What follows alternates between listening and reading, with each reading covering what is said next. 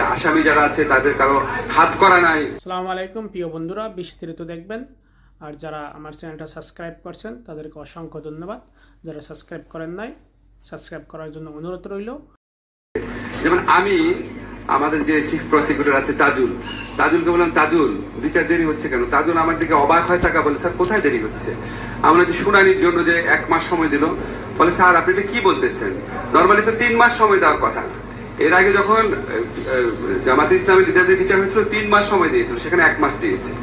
তারপর বললাম যে কিছু কিছু লোক দেখি লেখে যে ওনারা যে আসামি যারা আছে তাদের কারো হাত করা নাই, তারা বেশ হাসি খুশি চেহারার। তখন আমাকে তাজুল বলে, স্যার ওইখানে যে জামাতে ইসলামী লিডারদের বিচার হয়েছিল সেই তো তাদের লয়ার ছিল, তাদের কাউকে হাত করা পড়ানো হয়নি তখন। অনেক জিনিস হয় কি আমাদের স্মৃতিতে থাকে না, আমরা একটু ইমপেশেন্ট হয়ে যাই, স্বাভাবিক ব্যাপার। আর এই মতিউর রহমান আকুন ভাই বললো, আসার সময় শুনলাম যে আগেরটা বিচার হতে লাগছে 2 বছর, এটা তো সবকিছু রেডি ছিল। কিছুই রেডি ছিল না রে ভাই। শোনেন, বিচার যে ভবনে হবে সেই ভবন রেডি ছিল না, বিচারক ছিল না, প্রসিকিউশন টিম ছিল না, ইনভেস্টিগেশন টিম ছিল না, জিরো থেকেই করতে হয়েছে। এবং আমি মন্ত্রণালয়ের দায়িত্ব নেওয়ার পরে আইন সংস্কার করতে হয়েছে, আইন সংস্কারটা পরে করেছি। আমি মন্ত্রণালয়ের দায়িত্ব নেওয়ার পরে 2 সপ্তাহের মধ্যে প্রসিকিউশন টিম করা হয়েছে। 2 সপ্তাহ, এর চেয়ে ফাস্টেস্ট কি করা যায়? আমি দায়িত্ব নেওয়ার পরে 7 দিনের মাথায় এই জুলাই যে গণ অভ্যুত্থান ছিল, এখানে যে ফলস মামলা যেগুলো করা হয়েছিল, 7 দিনের মাথায় সাংবাদিক সম্মেলন করে বলেছে এটা আগামী 7 দিনের মধ্যে উজ্জ্বল করা হবে। 7 দিনের জায়গায় 10 দিন লেগেছে, উজ্জ্বল করা হয়েছে। 2-1টা মামলা আছে হত্যার, ওইটা খুব জটিল, ওইটা এইভাবে সম্ভব না। তো এখানে হয় কি, অন্য এন্ডে থাকলে, ধরেন আমি যখন অ্যাক্টিভিস্ট ছিলাম, আমি যখন সরকারে ছিলাম না, আমিও সবসময় বলতাম এটা হচ্ছে না কেন, ওটা হচ্ছে না কেন। এই হচ্ছে না কেন প্রশ্নগুলা থাকা উচিত।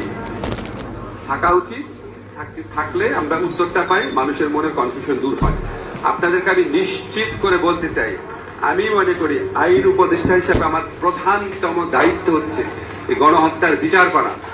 কিন্তু বিচারটা করার সময় বিচারটা আমাকে গ্রহণযোগ্য মাত্রায় করতে হবে। আপনারা জানেন যে ফ্যাসিস্ট হাসিনা সরকারের প্রচুর টাকা আছে, লবিং ক্যাপাসিটি আছে, আমাদের সাথে শত্রুভাবাপন্ন দেশ আছে।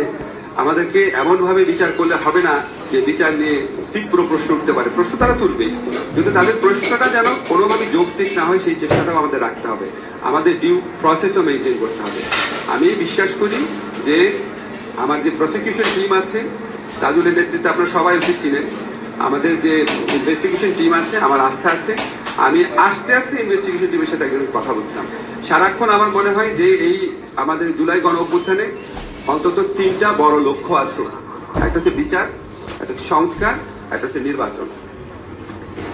বিচারটা মূলত আমাদের মন্ত্রণালয়ের দায়িত্বে, এখানে কোন রকম কোন গাফলতি হচ্ছে না, হবে না।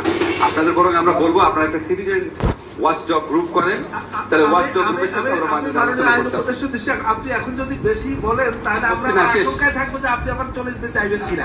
আপনি জনাব মতিউর রহমান আকন্দের বক্তব্য রেসপন্ড করেছেন, আপাতত এখানে শেষ হোক। মতিউর রহমান আকন্দ সাহেব যদি চলে যেতে চান তাহলে আমরা